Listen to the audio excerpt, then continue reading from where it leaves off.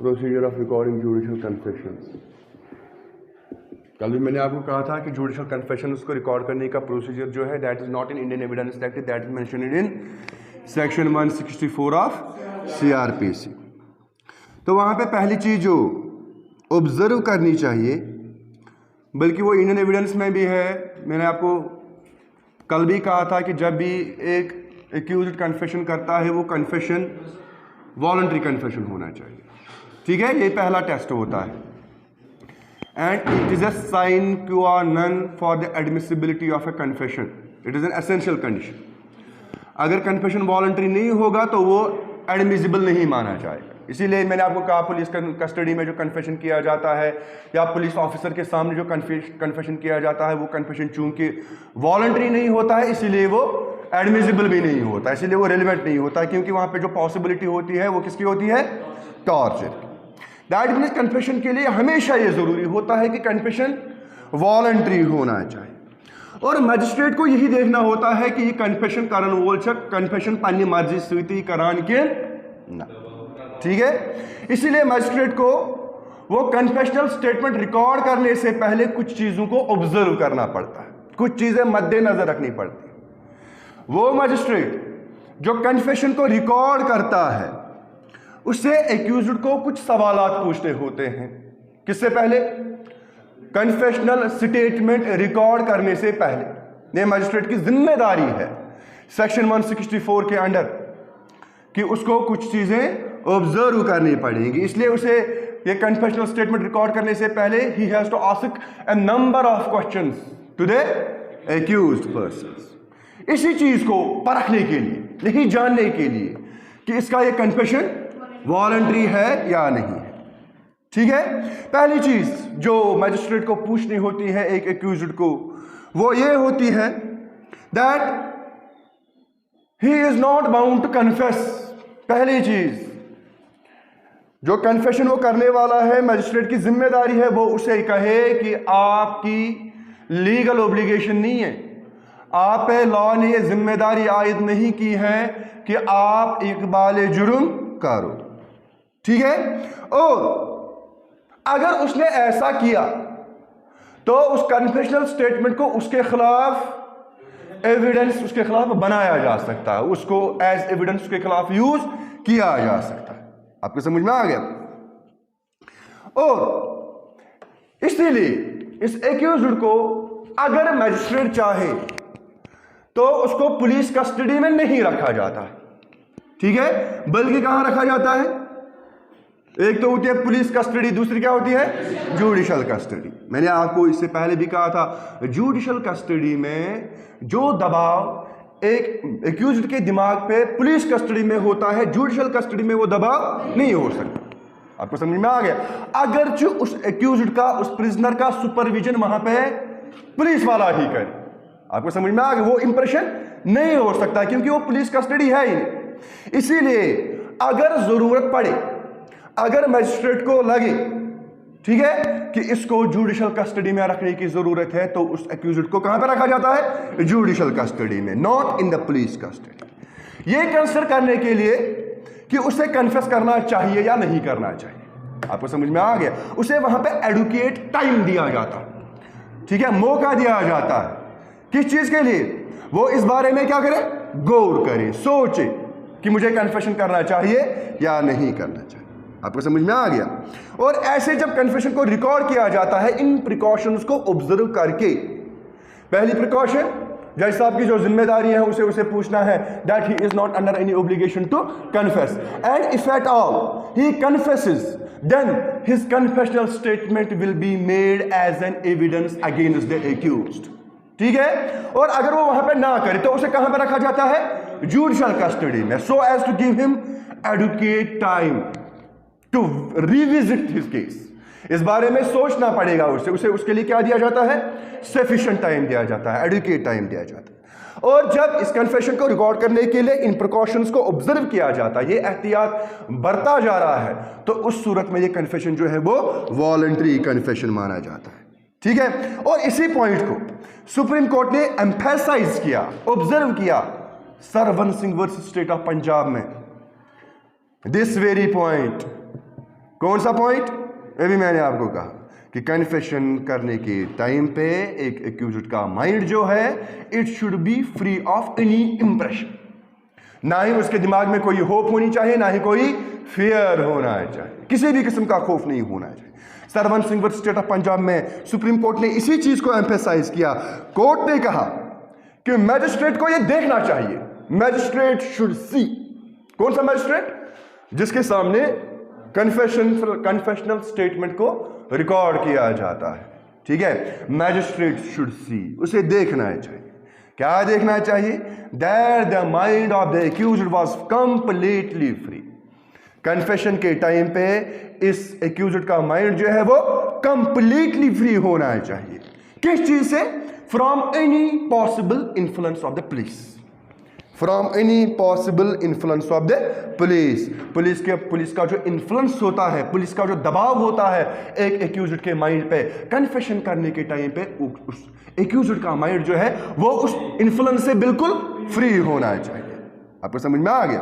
ठीक है। और जो इफेक्टिव वे होती है, जो असरदार तरीका होता है उसके उस माइंड को पुलिस के इन्फ्लुएंस से फ्री रखने के लिए जो इफेक्टिव वे है, what is that? To send him to judicial custody, not in the police custody, ठीक है। और वहां पे and to give him adequate time, sufficient time to consider whether he should confess और not.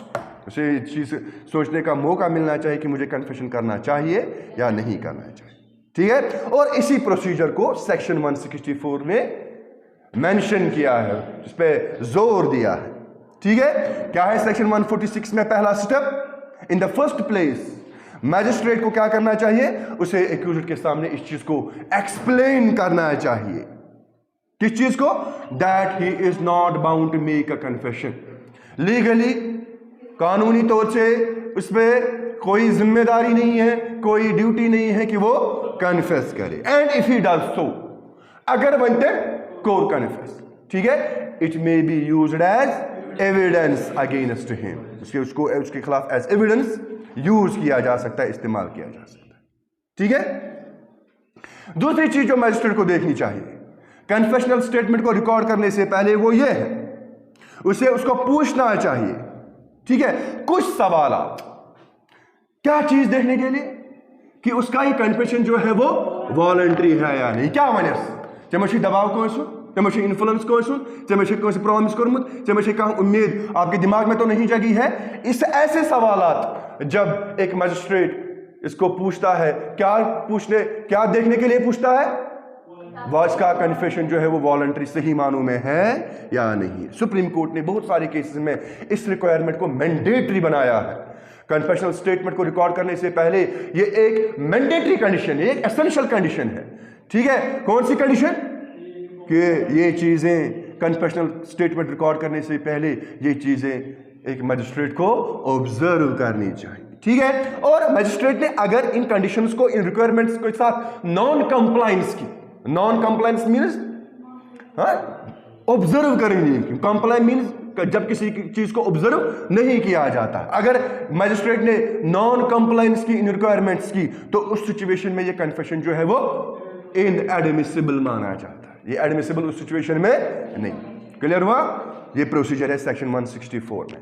Now there is another concept that is retracted confession. कल भी मैंने आपको कहा था रिट्रैक्ट मीन्स विड्रॉ करना, वापस लेना, मुखरना। जब एक इंसान विटनेस, एक्यूज्ड जो होता है वो विटनेस भी हो सकता है, आपको समझ में आ गया? या विटनेस जो होता है वो एक्यूज्ड नहीं हो सकता है, ठीक है। जब एक पर्सन, उसका कन्फेशन जो है वो रिकॉर्ड होता है और कन्फेशन जो होता है वो रिलेवेंट होता है, ठीक है। रिलेवेंसी के लिए क्या कंडीशन है, क्या शर्त है, वो मैंने आपको बताया। When a person admits all the facts which constituted the offence, that means उस सिचुएशन में उस एक्यूज्ड का कन्फेशन जो होता है वो बिल्कुल रेलेवेंट होता है और उसका कन्फेशन जो है वो रिकॉर्ड भी हुआ होता है। उसके बाद ही गोज बैक, इशू पाथीला मान, इशू स्टेप आउट करा, क्या वनान, क्या कहता है? आई नेवर कन्फेस्ड, मैं करूँ जहन कन्फेस। कन्फेशन आसान कोर्मुत, कन्फेशन आसान रेलेवेंट सो कन्फेशन रिकॉर्ड तक गोमुत मगर पत क्या वनान मैं कोर कन्फेस। ठीक है, और अगर मैंने किया भी है आई हैव रॉन्गफुली कन्फेस्ड, मैं गई गलती। ठीक है, जब ऐसे कन्फेशन को एक इंसान विड्रॉ करता है उस कन्फेशन को हम रिट्रैक्टेड कन्फेशन कहते हैं। When a person having once recorded a confession, when a person having once recorded a confession, उसका कन्फेशन जो है वो एक बार रिकॉर्ड हो चुका होता है और वो कन्फेशन रेलिवेंट होता है, which is relevant. When a confession having once recorded, when a person having once recorded a confession which is relevant goes back upon saying, इसके बाद वो बैक आउट करता है upon saying, ये कह के, क्या कह के, that either he never confessed, या तो मैंने कन्फेशन किया ही नहीं है, और I wrongly confessed, अगर कुरमुत छु wrongfully किया है, this is called as retracted confession। ये definition। आज क्या छु वुशुन जे अगर ओहन कन्फेशनल स्टेटमेंट अके लटि रिकॉर्ड छु गोमुत, ठीक है, अम पत क्या कराने रिट्रैक्ट, क्या इसका जो कन्फेशन ओरिजिनली रिकॉर्ड हो चुका होता है, क्या इसके मुखरने से, क्या इसके बैकआउट करने से इसका जो ओरिजिनल कन्फेशन है क्या इसका एविडेंशियरी वैल्यू कम होता है या नहीं होता है। तमिक एविडेंशियरी वैल्यू मच खत्म गसान, डिस्ट्रॉय गसान। This is the question to be decide, this is the question which we have to discuss. What is the question? Does it destroy the evidentiary value of the confession which is originally recorded? Original confession जो उसका था पहला वाला। Evidence act हमें कहीं पे भी इस बारे में गाइड नहीं करता। एविडेंस एक्ट में कहीं पे भी नहीं लिखा है कि रिट्रैक्शन से ओरिजिनल कन्फेशन का एविडेंशियरी वैल्यू डिस्ट्रॉय होता है या नहीं होता, हमें कहीं पे भी नहीं पता। Evidence act does not guide us about this point. ठीक है, अब अगर जो उसूल है इसमें कुछ तो होना चाहिए, कुछ तो होगा, और अगर कोई उसूल है भी, it has been developed by the courts themselves.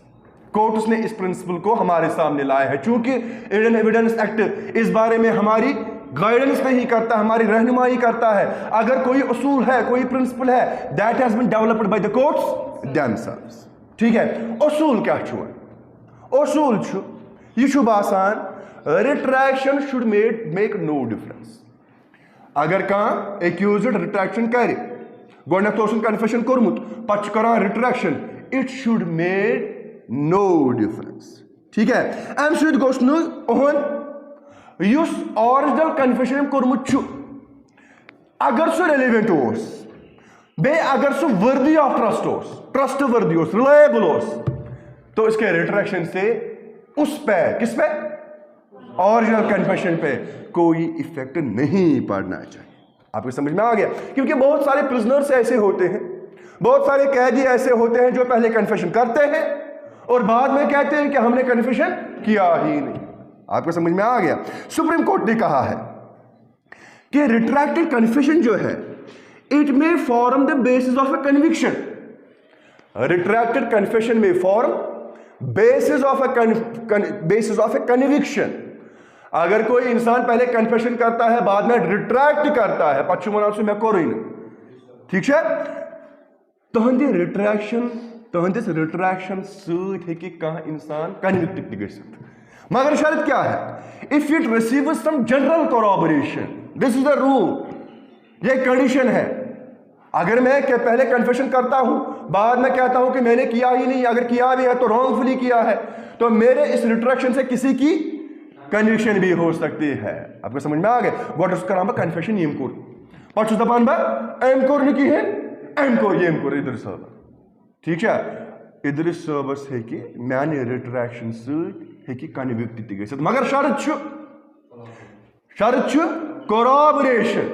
आपको समझ में आ गया? जो मैं कहूंगा अगर वो कंपेयर होता है, मैच होता है, फिट होता है किसके साथ, इस केस के रिलेटेड जितनी भी इंडिपेंडेंट एविडेंस है उसके साथ वो बिल्कुल फिट होता है, बिल्कुल मैच होता है, बिल्कुल कंपेयर होता है।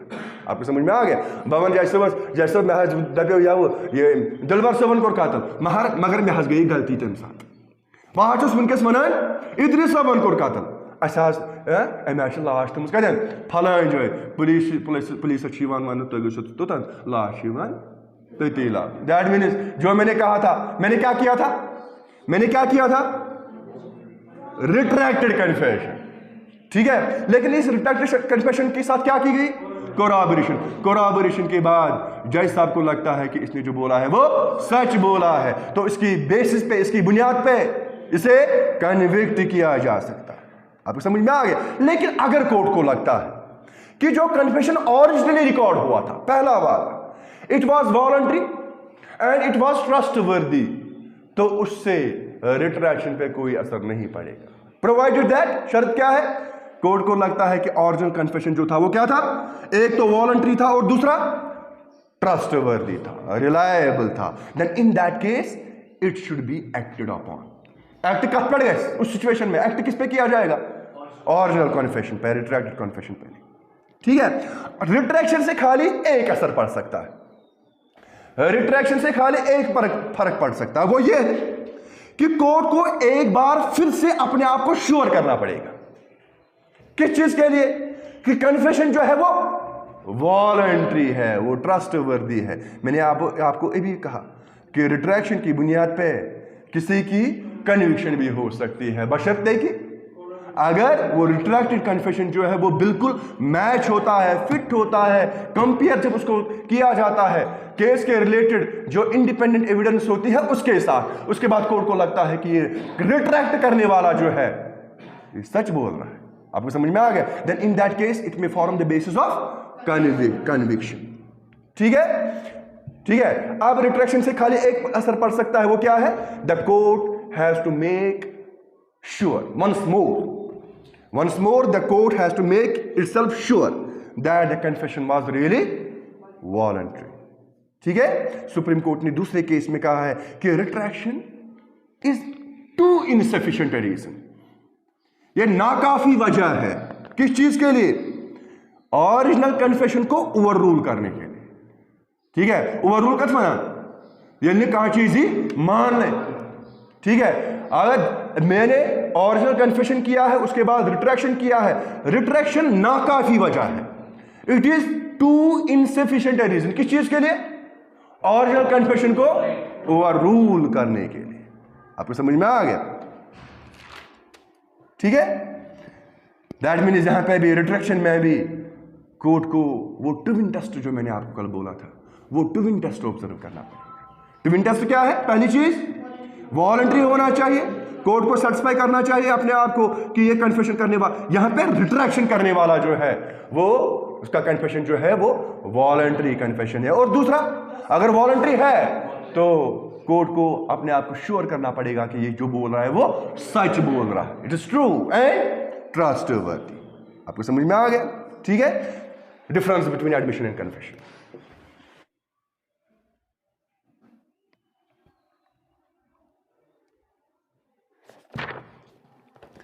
कन्फेशन और एडमिशन के बीच में एक कॉमन पॉइंट है। डिफरेंसेस को डिस्कस करने से पहले हम एक कॉमन पॉइंट देखेंगे, वो ये है कि तमाम प्रोविजन जो है, चाहे एडमिशन के प्रोविजंस या कन्फेशन के provisions, they are given under the heading of admission. आपको समझ में आ गया, इसीलिए मैंने आपको कहा था कन्फेशन को कहीं पे भी इंडियन एविडेंस एक्ट डिफाइन ही नहीं करता। कन्फेशन के रिलेटेड जितने भी प्रोविजंस है they come under the heading of admission. इसीलिए मैंने आपको कहा था कन्फेशन जो है वो एक शाख, स्पीशी मानी जाती, ब्रांच मानी जाती है, किसकी, एडमिशन की, ठीक है। दोनों में क्या होता है, चाहे एडमिशन हो या कन्फेशन हो, दोनों में एक चीज कॉमन है, वो ये है कि दोनों में एक्नॉलेजमेंट होती है। एक्नॉलेजमेंट मीन्स तस्दीक, इकरार। दोनों में क्या होता है, एक्नॉलेजमेंट, किस चीज की, existence of a fact in issue की।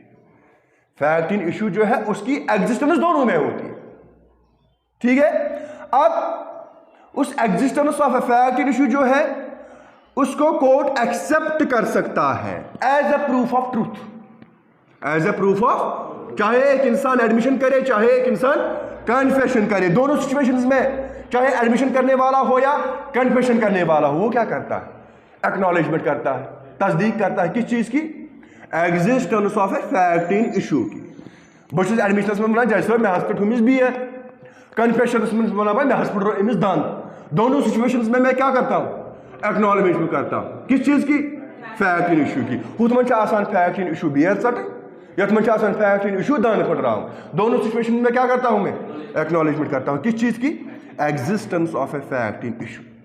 अब इस एक्नॉलेजमेंट को कोर्ट क्या कर सकता है एक्सेप्ट कर सकता है और मान सकता है that it is a proof of truth it is a proof of ये सच्चाई का क्या है सबूत है। क्या है सच्चाई का सबूत एडमिशन या कन्फेशन दोनों ठीक है। और उसके बाद कोर्ट क्या कर सकता है चाहे एडमिशन हो या कन्फेशन हो दोनों पे एक्ट कर सकता है। क्लियर हुआ। लेकिन एडमिशन और कन्फेशन में बहुत सारी डिफरेंसेस हैं ठीक है। पहली डिफरेंस से जो प्रोविजंस कन्फेशन के साथ रिलेट करते हैं they occur under the heading of admission. All the provisions relating to confession come under the heading of admission ठीक है। इससे हमें क्या पता चलता है अमिक मतलब क्या तनाफिक ब्रांच स्कोप के मिक्स ज्यादा एडमिशन का स्कोप ज्यादा है इसका स्कोप जो है वो कॉम्प्रिहेंसिव है इसका स्कोप जो है वो वाइड ठीक है। इससे हमें पता चलता है since the provisions relating to the confession occur under the heading of admission it follows that the word admission is more comprehensive than the confession. It is more wider. Its scope is more wider. क्यों? क्योंकि admission में confession भी include होते हैं admission में confession भी include होते हैं। सिंपल सी बात है एडमिशन का स्कोप ही कंप्रहेंसिव होगा वाइड होगा। दैट मीन्स कन्फेशन जो होता है it is only A species of admission ठीक है। दूसरी चीज जो हमें समझ में आती है ऐसे वो ये है कि हर कोई कन्फेशन एडमिशन होता है ठीक है।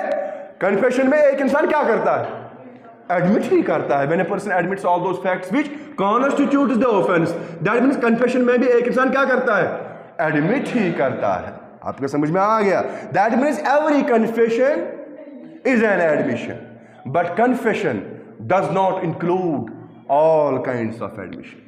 कन्फेशन में वही होता है जो कन्फेशन माना जाएगा ठीक है। अगर मेरा स्टेटमेंट कन्फेशन नहीं होगा it will be short of confession it is not confession but it will still be relevant under section 17 of Indian evidence act as admission. आपको समझ में आ गया। इसलिए मैंने आपको कहा हर कोई कन्फेशन जो होता है वो एडमिशन होता है लेकिन कन्फेशन में हर कोई एडमिशन इंक्लूड नहीं होता। Every confession is an admission, but confession does not include all kinds of admission. ठीक है, ये पहली डिफरेंस। दूसरी डिफरेंस एडमिशन की डेफिनेशन जो दी गई है under section 17 of Indian evidence act it should equally apply to confessions also. आपको समझ में आ गया। कन्फेशन को कहीं पर डिफाइन किया गया इसलिए मैंने आपको कहा था कन्फेशन की जो डेफिनेशन है वो ऑथर्स ने अटेम्प्ट की है ऑथर्स ने उसको अटेम्प्ट किया है। और ऑथर्स जो किसी चीज को डिफाइन करते हैं it may be appropriate it may not be appropriate. Confession is a statement oral documentary और in an electronic form made by a person who is charged of a crime suggesting an inference that he is guilty of the crime.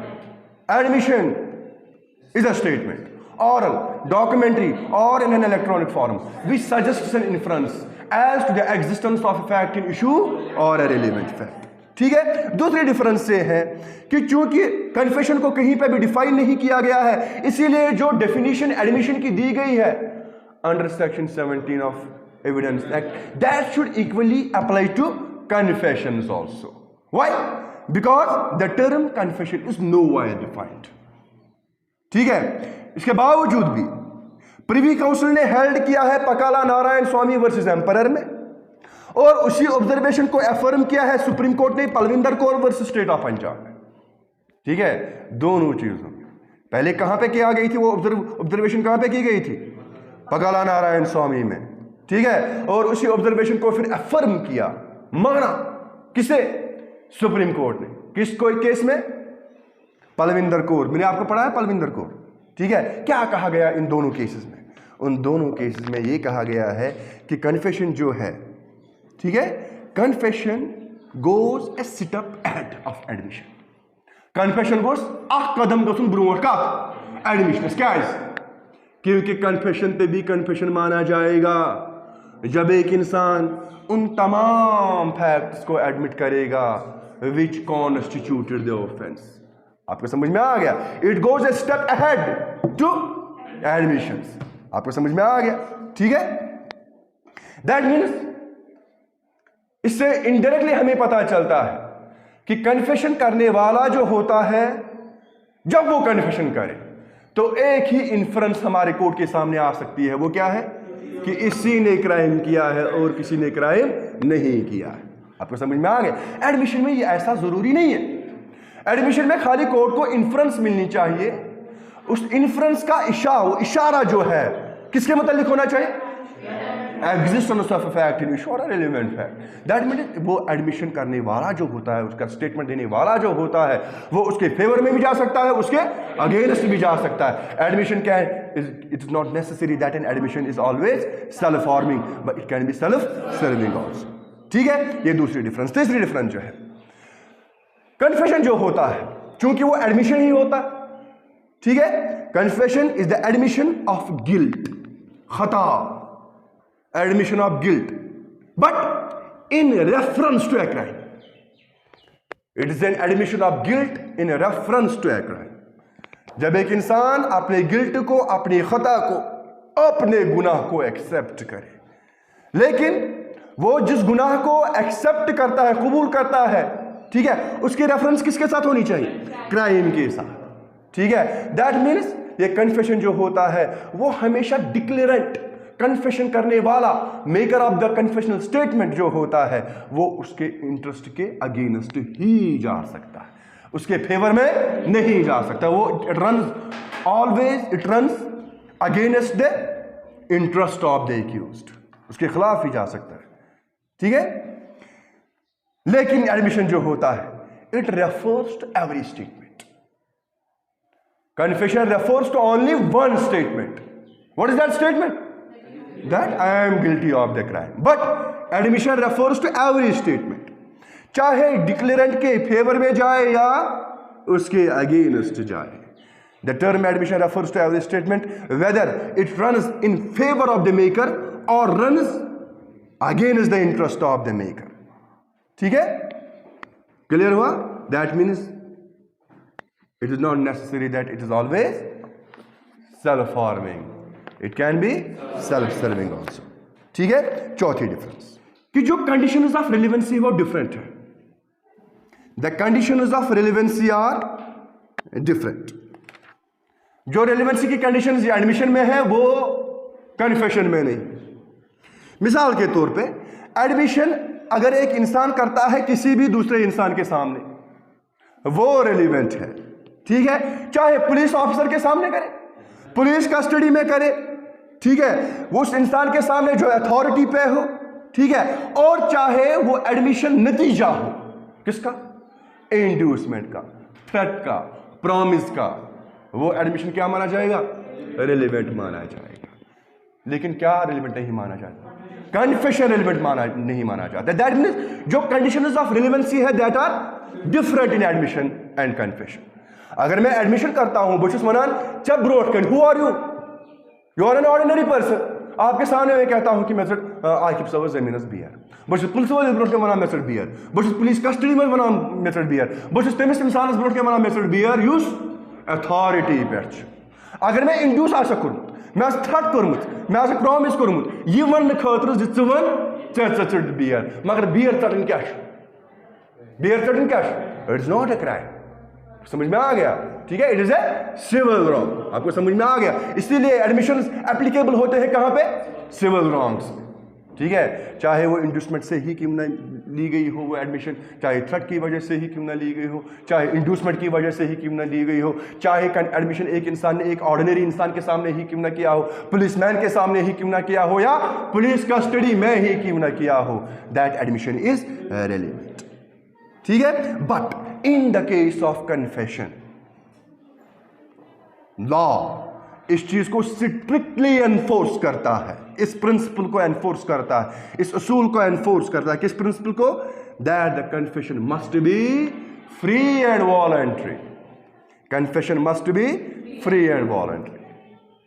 Confession करने वाला जब confession करता है तो उसका mind जो होता है वो किसी भी इंप्रेशन से मुबर्रा होना चाहिए, फ्री होना चाहिए, किसी भी इन्फ्लुएंस से फ्री होना चाहिए, टॉर्चर के इन्फ्लुएंस से, खौफ के इन्फ्लुएंस से, होप की इन्फ्लुएंस से, एडवांटेज या डिसएडवांटेज की इन्फ्लुएंस से वो फ्री होना चाहिए। ठीक है, कितनी डिफरेंस आ गई? 3। 5वीं, admission made under a promise of secrecy is not relevant.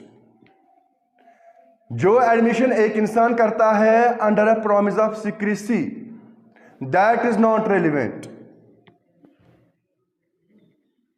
परसों मैंने आपको कहा था वो कन्फेशन जो अदरवाइज रिलेवेंट होता है वो इस वजह से इररिलेवेंट नहीं बन जाता है कि उससे वादा किया गया हो, एक्यूज्ड से प्रॉमिस किया गया हो। किस चीज का?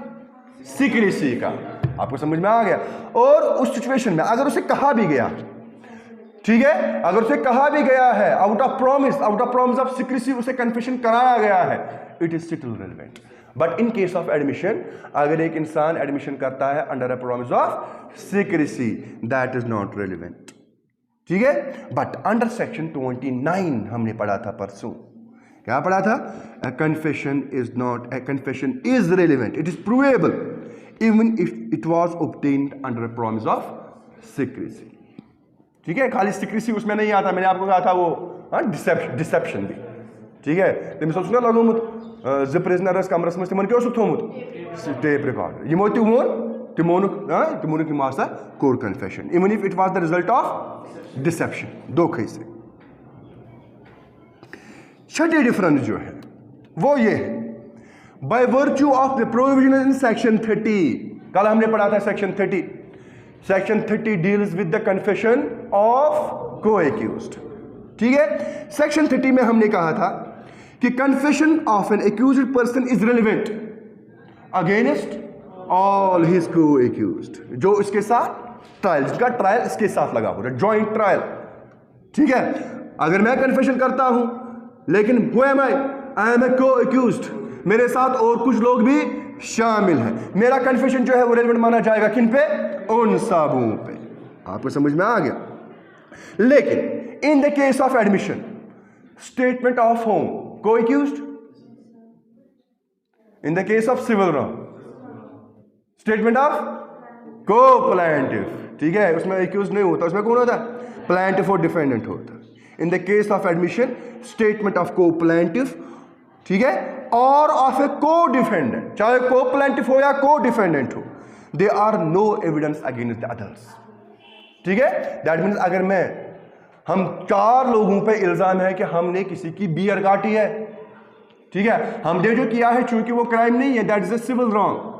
ठीक है, अगर बवन मन हम 3 नफरों चोट में सिक बियर सिविल रॉन्गस में सारी शामिल। ठीक है, क्या उनको इंप्लीकेट किया जा सकता है? वो उन पर रेलेवेंट है? नहीं। आपको समझ में आ गया? वहां पे एक इंसान अगर सिविल रॉन्ग में एडमिशन में अगर एक इंसान एडमिशन करे लेकिन इंप्लीकेट किसको करता है? तो दूसरों को भी, उन बाकी लोग जो है उन पे इसकी रेलेवेंस नहीं होती। हाँ, उसका फुल फोर्स होता है किस पे? उस एडमिशन का फुल फोर्स होता है किस पे? एडमिशन करने वाले पे। आपको समझ में आ गया? लेकिन कन्फेशन में ऐसा नहीं है। कन्फेशन में अगर कोई एक्यूज्ड कन्फेशन करता है वो रेलेवेंट माना जाता है against all the co-accused person. ठीक है, 7वीं, confession always proceeds from a person who has committed an offence और is accused of any crime. Confession छु हमेशा करान सु इंसान कुस येम या ते क्राइम आशि कोरमुत या ते आशस क्राइमच एक्यूजेशन, इल्जाम, एलिगेशन। ठीक है, लेकिन एडमिशन में सेक्शन 18 में हमने पढ़ा था, सेक्शन 18, सेक्शन 19 और सेक्शन 20 में मैंने आपको कहा था, statement of certain parties who are not parties to the case. Section 17 छु करन एडमिशन डिफाइन, सेक्शन 18 क्या छु वनान? कमन लुकन हुंद एडमिशन छु रेलेवेंट।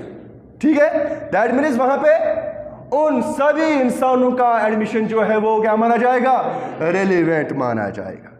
ठीक है, लेकिन क्राइम कन्फेशन कुछ कुछ करूं सु इंसान ये या क्राइम कोर्मुत या क्राइम एक्यूजेशन, मगर एडमिशन के लिए ऐसा जरूरी नहीं है। एडमिशन के लिए बिल्कुल बाज़ाब्ता एक लिस्ट दिया गया है कि किन किन इंसानों का एडमिशन रेलिवेंट माना जाता है। मैंने आपको कहा था parties, the suit, agents of the parties, those who are acting in a representative character. उसके बाद मैंने आपको कहा था persons who are expressly referred to. इसके बाद मैंने आपको कहा था प्रेडिसेसर इन टाइटल। मैंने आपको कहा था इन सभी इंसानों का एडमिशन जो होता है वो रेलिवेंट माना जाता है, लेकिन कन्फेशन के लिए ऐसा जरूरी नहीं है। कन्फेशन हमेशा वही इंसान करना चाहिए who has either committed a crime और is accused of any crime. ठीक है, लास्ट वाली डिफरेंस जो है वो ये है कि एडमिशन का इफेक्ट ये होता है that it does not constitute A conclusive proof of the fact admitted. Admission कभी भी अगर एक इंसान करेगा वो कंक्लूसिव प्रूफ नहीं माना जाता। कंक्लूसिव प्रूफ मैंने आपको सेक्शन 3 में पढ़ाया था, proved, disproved, non proved and conclusive proof. Conclusive proof उस प्रूफ को माना जाता है जहां पे कोर्ट को इस फैक्ट को प्रूव करने के लिए फर्दर एविडेंस की जरूरत पड़ती ही नहीं। कंक्लूसिव मीन्स तीसु, आपको समझ में आ गया? ठीक है, और उसकी बुनियाद पे ही किसी इंसान की कन्विक्शन होती है। लेकिन एडमिशन जो होता है वो कभी भी अगर एक इंसान किसी फैक्ट को एडमिट करता है वो कभी भी नहीं माना जाएगा कि ये कंक्लूसिव प्रूफ है। हाँ, एक इफेक्ट है एडमिशन का, what is that? It may operate as an estoppel. इसके बाद हमने पढ़ना है सेक्शन 31। ठीक है, admission not conclusive proof but it may estop. मिसाल के तौर पर सेक्शन 23 में मैंने आपको बताया, सेक्शन 23 अगर आपको याद होगा मैंने आपको कहा था लॉ हमेशा इस चीज को एनकरेज करता है कि अगर सिविल केस है तो लॉ इस चीज को एनकरेज करता है कि पार्टीज इस मसले को खुद ही सेटल करें। और ज्यूरिंग सेटलमेंट, ज्यूरिंग नेगोशिएशंस अगर दो पार्टीज एडमिशन करें तो उस एडमिशन को एक दूसरे के खिलाफ इस्तेमाल नहीं किया जा सकता। आपको समझ में? कंक्लूसिव प्रूफ सुन सके मगर अगर न वन नेगोशिएशन गई क्या इधर सबस्त में बस कोर्टस वनान जैसे अम वोन मे ये नेगोशिएशन करान अम वोन मे तम सात मे चटी ऐ बियर अम क्या कोर अम क्या कोर्मुत मे ब्रोट कन एडमिशन मगर कोर्ट क्या कर में चुप, आई विल बी स्टॉप्ड। आपको समझ में आ गया? बिकॉज अगर ऐसा डिस्क्लोज किया जाएगा तो कोर्ट्स में जो केसेस है कोर्ट जाय सब जनान त्रावन शुर त्रावन बत त्रावन तमें 2000 केस योत लाड़, क्योंकि कोर्ट के बाहर केसेस सेटल ही नहीं होंगे। लॉ किस चीज को एनकरेज करता है कि जो लो इंटेंसिटी के केस होते हैं, लेस ग्रेविटी के केस होते हैं, वो लॉ इस चीज को एनकरेज करता है कि पार्टीज उसको खुद ही सेटल करें। और ज्यूरिंग द नेगोशिएशंस अगर दो पार्टीज ज्यूरिंग द सेटलमेंट अगर दो पार्टीज आपस में कोई एडमिशन करे, ठीक है, तो उसको एज एविडेंस एक दूसरे के खिलाफ इस्तेमाल नहीं किया जा सकता। एडमिशन जो होता है it is not a conclusive proof but it has the effect of estoppel. आपको समझ में आ गया? लेकिन कन्फेशन जो होता है इंडियन एविडेंस एक्ट में कोई भी प्रोविजन ऐसा नहीं है जिसने ये कहा है कि कन्फेशन जो होता है वो सेटिस्फैक्टरी प्रूफ नहीं होता है। आपको समझ में आ गया? कन्फेशन करने वाला जो होता है, मैंने आपको इससे पहले भी कहा था, कन्फेशन एक इंसान कब करेगा? कन्फेशन कर आखिर इंसान